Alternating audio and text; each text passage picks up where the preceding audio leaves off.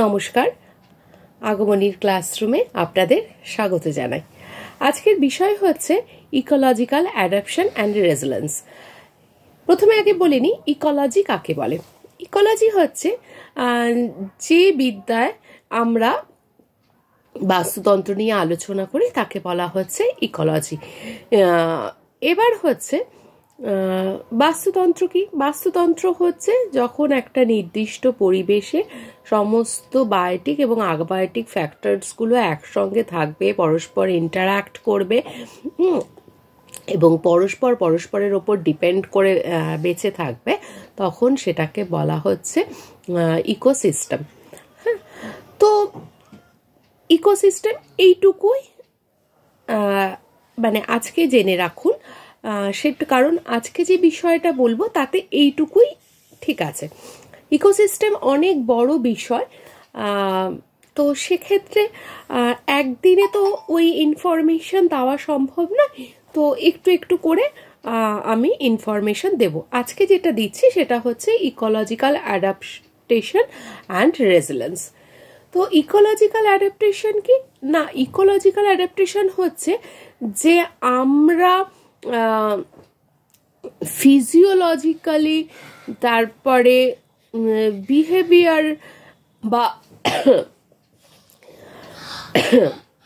ইত্যাদির মাধ্যমে আমরা আমাদের বেঁচে থাকার জন্য আমরা আমাদের বাস্তুতন্ত্রটাকে কতটা গ্রহণ করছি, বা প্রাণীরা তাদের রিপ্রোডাকশনের জন্য সেখানকার বাস্তুতন্ত্র বা প্রকৃতিকে কিভাবে গ্রহণ করছে, সেটাকে বলা হচ্ছে ইকোলজিক্যাল অ্যাডাপশন।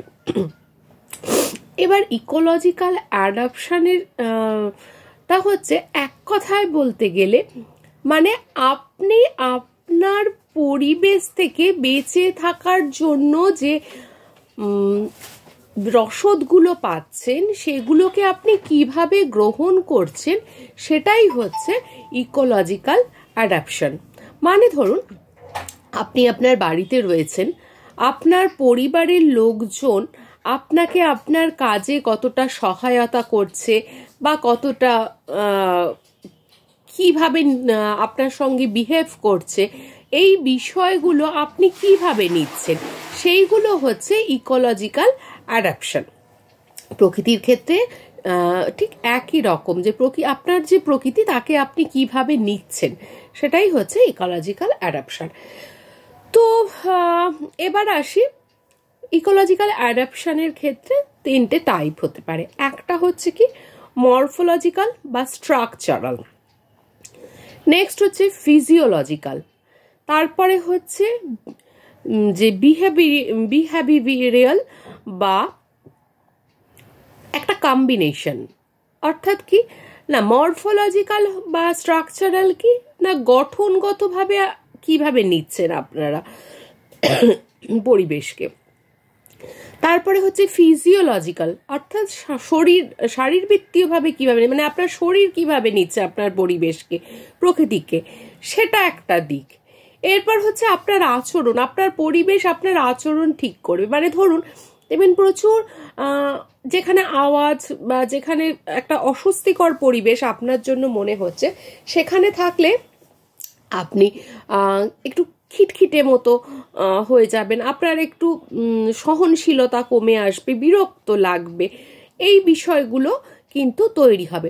সুতরাং সেটাকে আপনি সুন্দরভাবে নিতে পারবেন না। তো সেক্ষেত্রে সেই জন্যই ইকোলজিক্যাল অ্যাডাপশনটা আমরা মানে তিনটে ভাগে ভাগ করা হয়েছে। এই জন্যই যে আপনার শরীর কিভাবে নিচ্ছে, আপনার মন বা আচরণ কিভাবে প্রকাশ পাচ্ছে সেখানে, আর হচ্ছে না আপনার পারিপার্শ্বিক অবস্থা আপনার বাকি দিকগুলো কিভাবে গঠন করে দিচ্ছে। ঠিক আছে, মানে ধরুন আপনি প্রকৃতি থেকে যথেষ্ট পরিমাণ খাবার পাচ্ছেন, কি জল হাওয়া কেমন, হ্যাঁ, এই সমস্ত বিষয় আপনার গঠন, শারীরিক মানসিক গঠন, এগুলো সমস্ত স্থির হয়। তো এই বিষয়গুলো কিন্তু এখানে উঠে আসছে। এবার হচ্ছে ecosystem based adoption. Ecosystem based adoption কি না, ইকোসিস্টেম বেসড অ্যাডাপশন হচ্ছে ধরুন ক্লাইমেট চেঞ্জ, এখানে কি হচ্ছে যে ক্লাইমেট চেঞ্জ কিন্তু কি করছে না, যে ইকোসিস্টেমটা আমাদের এখন এক্সিস্ট করছে বা বর্তমানে যে ইকোসিস্টেমটা রয়েছে সেখানকার সঙ্গে কিন্তু ঠিকঠাক যদি মানিয়ে উঠতে না পারে তখন আমাদের জীবনে কিন্তু একটা বড় সড়ো প্রভাব পড়ে।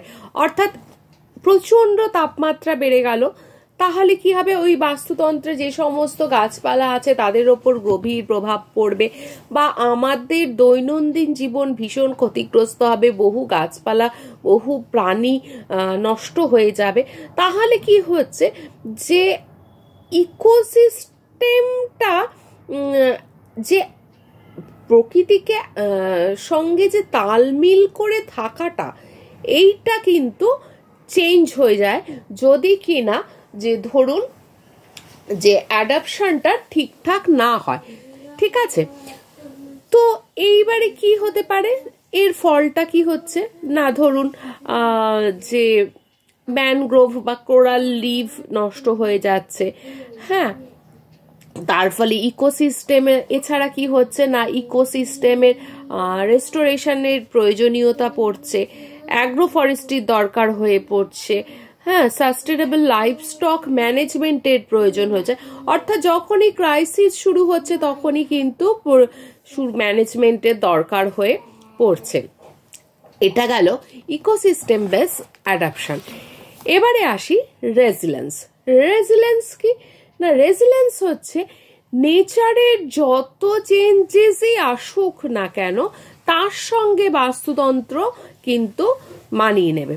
অর্থাৎ কি না, যতই ধরুন টেম্পারেচার বাড়ুক কি ঝড় বৃষ্টির পরিমাণ বাড়ুক, যাই হোক যেভাবেই হোক না কেন, নেচার এবং বায়োটিক ফ্যাক্টর কিন্তু একটা অ্যাডজাস্টমেন্টের জায়গায় থাকবেই, যতই প্রতিকূল পরিবেশের সৃষ্টি হোক না কেন।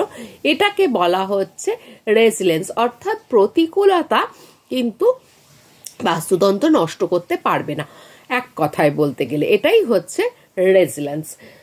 মানে ধরুন আপনি খুব সমস্যায় পড়ছেন, বারবার বারবার বারবার ফেলিওর হচ্ছেন, কিন্তু আপনার কনফিডেন্স ভাঙতে পারছে না, এই বিষয়টাই হচ্ছে রেজিলেন্স। তো রেজিলেন্স কি করে তৈরি হয় না, রেজিলেন্স হচ্ছে ওই যে এক হচ্ছে যে ভীষণ রকম প্রতিকূলতার সম্মুখীন হতে হতে হতে হতে ভেতরে একটা মানে সমস্ত কিছুকে প্রতিরোধ করার ক্ষমতা জন্মে যায়। আর এক হচ্ছে যে ইকোসিস্টেমের বন্ডিং ভালো হতে হবে, তাহলে কিন্তু রেজিলেন্স খুব ভালো তৈরি হয়ে থাকে। তো রেজিলেন্সের কে সাধারণত আমাদের আলোচনা করতে গেলে দুটো কম্পোনেন্টের কথা বলতেই হয়।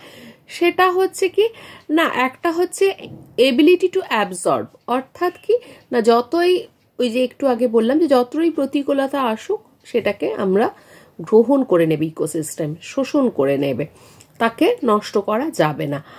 আর একটা কি হচ্ছে, আর একটা হচ্ছে যে না, ইকোসিস্টেম নিজেই এতটা পাওয়ারফুল যে চট করে কোনো চেঞ্জেস আসলেও কিন্তু সেখানে খুব বেশি কিন্তু ক্ষতি করতে পারবে না। তো এই গেল ইকোসিস্টেম এবং ইকোসিস্টেম অ্যাডাপশন এবং তার রেসিলেন্স। তো এইবার বুঝতে পারছেন যে বাস্তুতন্ত্রকে ভালো রাখার জন্য আমাদের পটেনশিয়ালিটি অনেকটা বাড়াতে হবে। তাতে করে কি হবে, এক হচ্ছে যে পরিবেশ ভালো থাকবে, দুই হচ্ছে আমরা ভালো থাকবো। তো আজকের বিষয়টা যদি ভালো লেগে থাকে লাইক করবেন, শেয়ার করবেন, কমেন্ট করবেন, আর যারা নতুন দেখছেন তারা প্লিজ সাবস্ক্রাইব করে দেখবেন। ভালো থাকুন, সুস্থ থাকুন। কাল দেখা হবে একটা অন্য বিষয় নিয়ে।